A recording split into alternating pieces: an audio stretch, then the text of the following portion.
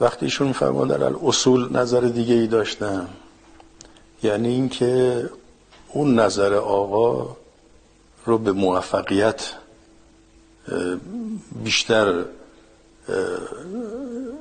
میرسید. یعنی تو ذهن ایشون راهی بوده، روشی بوده که ما به حقوق ملت ایران موفق‌تر از این روش، حقوق اون روش موفق‌تر از این مسیری است که شورای امنیت دنبال کرده. پس چرا اون مسیر خب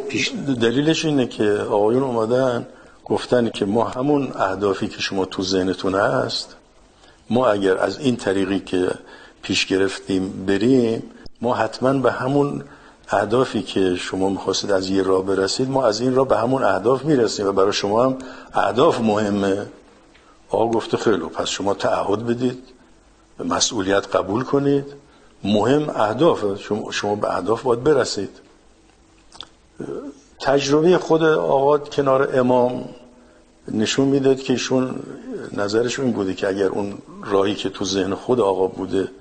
اون دنبال میشد، البته از ابتدای مذاکرات دیگه، یعنی از اسلام آباد